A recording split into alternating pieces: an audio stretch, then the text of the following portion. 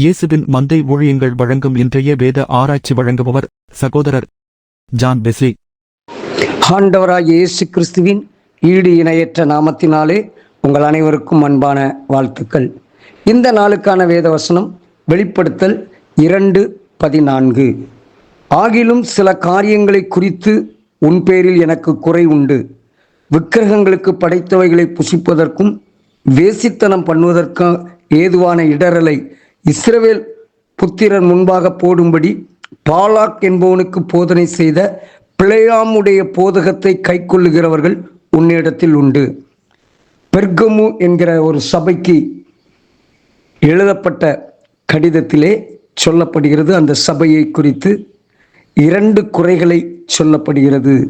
இஸ்ரவேல் ஜனங்கள் எகிப்திலிருந்து கானானுக்கு பிரயாணப்பட்டு சென்றபோது பாலாக் என்பவன் இஸ்ரவேல் ஜனங்களுக்கு பயந்து போய் அவர்களை வெற்றி கொள்வதற்கு பிலேயாம் என்கிற ஒரு தீர்க்கதரிசி, அந்த தீர்க்கதரிசி சொல்வதெல்லாம் நடக்கும் என்பதினாலே தனக்கும் ஒரு தீர்க்க தரிசனம் சொல்லி இந்த இஸ்ரவேல் ஜனங்களை நான் மேற்கொள்ள வேண்டும் என்று சொல்லி அவன் பிரயத்தனம் படுகிறான். அவன் படுகிற பிரயாசங்கள் ஒன்றும் ஜெயிக்கவில்லை.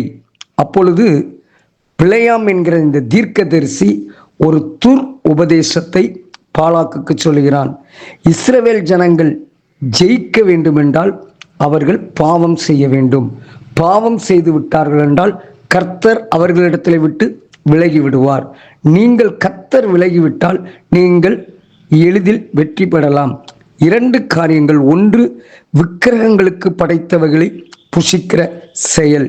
2வது, வேசித்தனம் பண்ணுவதற்கு ஏதுவாக உங்களிடத்தில் உள்ள பெண்களை வேசித்தனத்திற்கு அனுப்புங்கள், இஸ்ரவேலுக்குள்ளே அனுப்புங்கள்.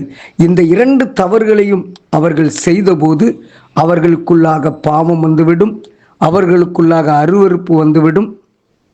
அப்பொழுது நீங்கள் எளிதாக இஸ்ரவேல் ஜனங்களை ஜெயித்து விடலாம்.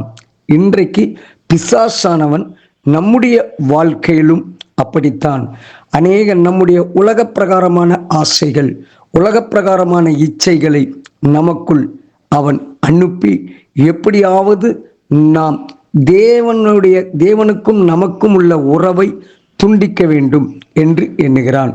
ஆகவே அருமையான கர்த்தருடைய பிள்ளைகளே, நாம் ஒவ்வொரு நாளும் ஆராய்ந்து பார்த்து நிதானித்து பார்த்து ஆண்டவருக்கு பிரியமானதை நாம் செய்ய வேண்டும். ஆண்டவருக்கு பிரியமில்லாத காரியத்தை செய்யும் போது அங்கே தேவனுக்கும் நமக்கும் உள்ள உறவு துண்டிக்கும் போது பிசாசானவன் தன்னுடைய பணியை எளிதாக செய்து விடுகிறான். அவன் நம்மை தேவனோடு கூட இருந்து பிரிக்கிறது நிமித்தம் அவன் நமக்கும் தேவனுக்கும் உள்ள உறவை துண்டித்து அவன் ஜெயத்தை செய்து விடுகிறான்.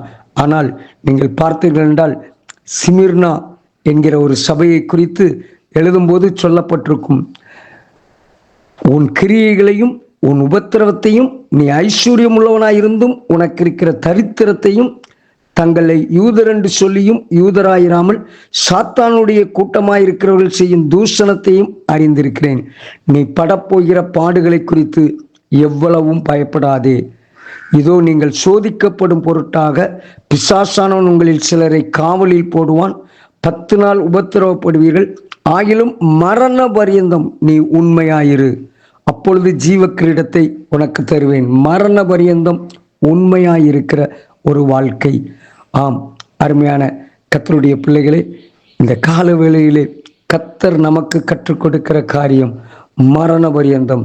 எவ்வளவு நெருக்கங்கள், எவ்வளவு சத்துருவினுடைய தந்திரங்கள் நம்மை சூழ வந்தாலும் ஆதாமையும் ஏவாளையும் தன்னுடைய தந்திரத்தினால் தேவனை விட்டு பிரித்த பிசாசானவன் தினமும் காலையும் மாலையும் அவர்களோடு உலாவி அவர்களோடு கூட இருந்த அந்த ஆதாமையும் ஏவாளையுமே பிரித்து விட்டான். நம்மையும் பிரிக்க வேண்டும் என்பது அவனுடைய எண்ணம். நானும் நீங்களும் மிகுந்த ஜாக்கிரதை உள்ளவர்களாய், எச்சரிக்கை உள்ளவர்களாய் நம்முடைய வாழ்க்கையை அனுதினமும் ஆராய்ந்து பார்த்து தேவனுக்கு உகந்தவைகளை சிந்தித்து ஆண்டவருக்கு பிரியமாய் நாம் செய்கிற செயல்கள், நாம் செய்கிற கிரியைகள் தேவனுக்கு பிரியமானது தானா என்பதை அனுதினம் யோசித்து ஆண்டவருக்காக வாழ்வோம். ஜெபிப்போம். அன்பின் தகப்பனே, இந்த கால வேளைக்காக நாங்கள் நன்றி செலுத்துகிறோம். அனுதினமும் எங்களை நாங்கள் ஆராய்ந்து பார்த்து நிதானித்து அறிந்து உமக்கு பிரியமானதை செய்ய, உமக்கு பிரியமில்லாதவற்றிலிருந்து எங்களை காத்துக்கொள்ள எங்களுக்கு உதவி செய்யும். பிழையாமின் தவறான உபதேசங்களுக்கு எங்களை விலக்கி காத்துக்கொள்ளும். கர்த்தர் உங்களை ஆசீர்வதிப்பாராக. God bless you. ஆமீன்.